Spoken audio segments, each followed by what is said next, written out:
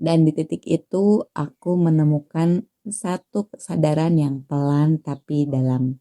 Waktu sama keluarga pun jauh lebih hangat karena aku hadir, bukan cuma ada. Ibarat tepat waktu, bukan karena dipaksa, tapi karena hidupku memang berputar di sekitarnya.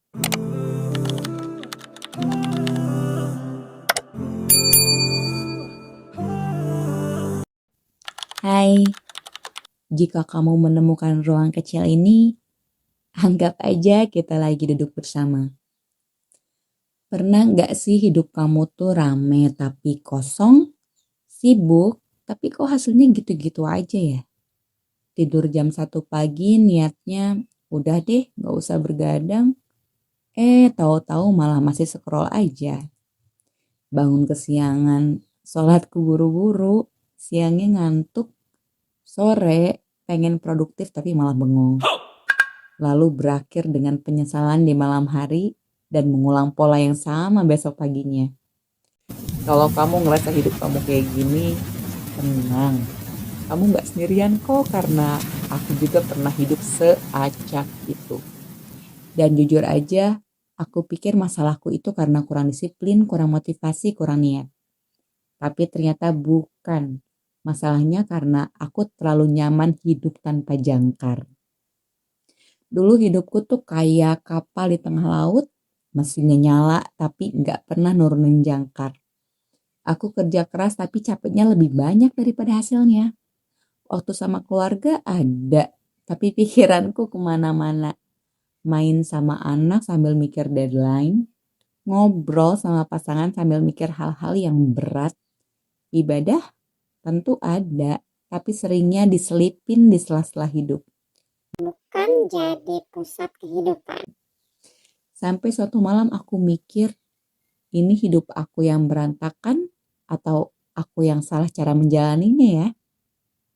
Dan di titik itu aku menemukan satu kesadaran yang pelan tapi dalam. Aku baca buku tentang kisah para ulama terdahulu dalam mengelola waktu.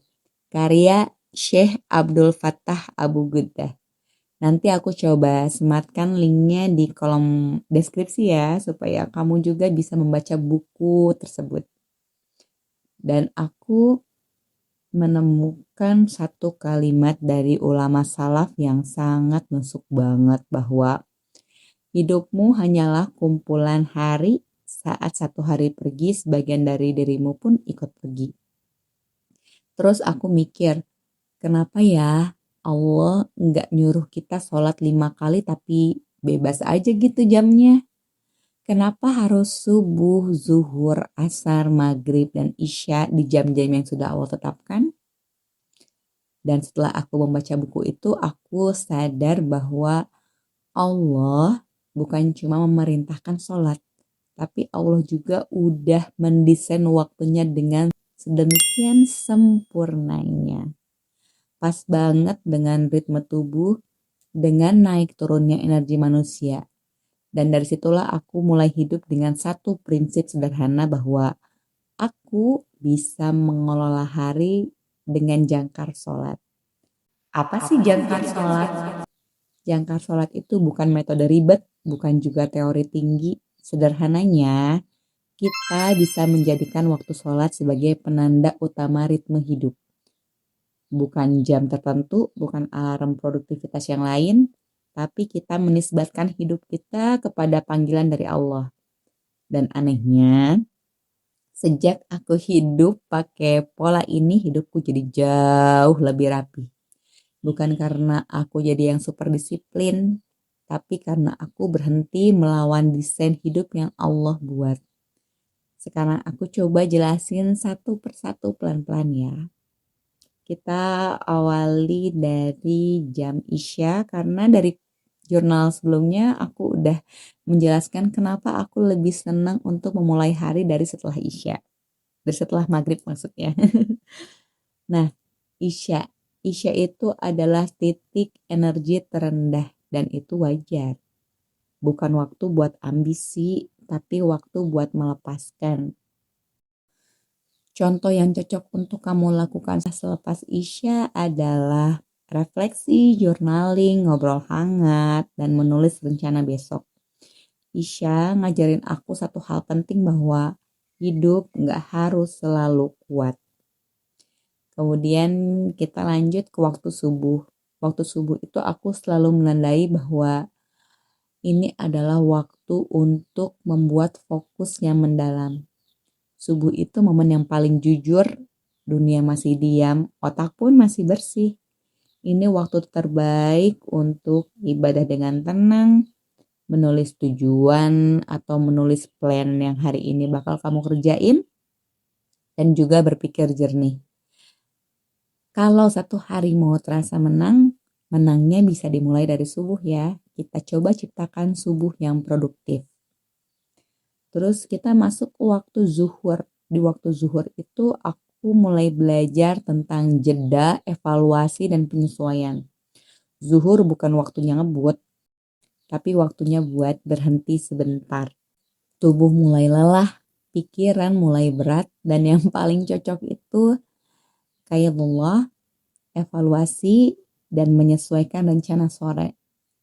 Ya, seperti yang Rasulullah ajarkan bahwa kita perlu beristirahat cukup dengan waktu yang 15 menit atau 30 menit, tapi benar-benar istirahat, mengosongkan pikiran.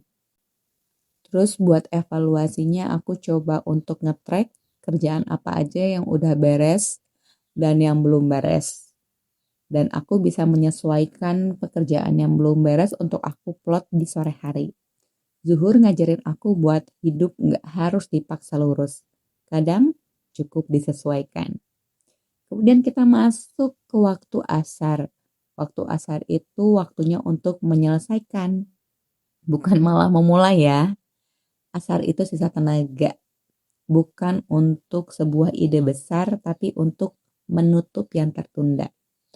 Cocoknya buat follow up, beresin tugas kecil yang belum sempat dikerjain, rapihin kerjaan, dan persiapan buat besok. Nah, aku itu lebih senang buat food prep di waktu habis asar. Jadi besok harinya itu aku tinggal langsung oseng-oseng, tinggal langsung masak-masak yang pada intinya gitu. Jadi nggak perlu lagi ngupas bawang, ngupas sayur, dan lain sebagainya. Asar itu seperti bisikan lembut bahwa gunakan sisa energimu dengan bijak. Dan terakhir waktu maghrib. Waktu maghrib itu waktunya untuk menenangkan jiwa. Maghrib itu batas antara luar dan rumah, antara sibuk dan pulang.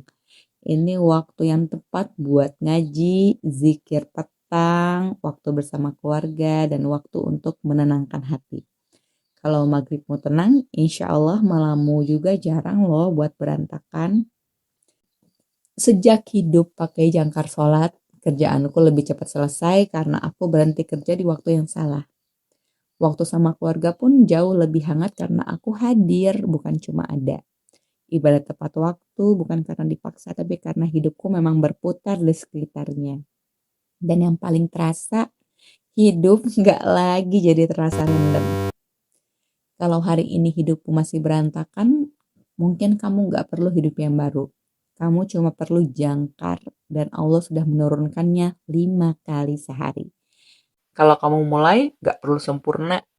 Pilih satu waktu sholat atau pilih durasi jangkar yang bisa kamu turunkan. Misalkan terlalu berat, buat sholat tepat waktu. Oke, nggak apa-apa. Kamu bisa menoleransi dengan maksimal sholat 30 menit setelah azan misalkan. Dan setelah terbiasa kamu bisa menurunkannya menjadi 20 menit setelah azan.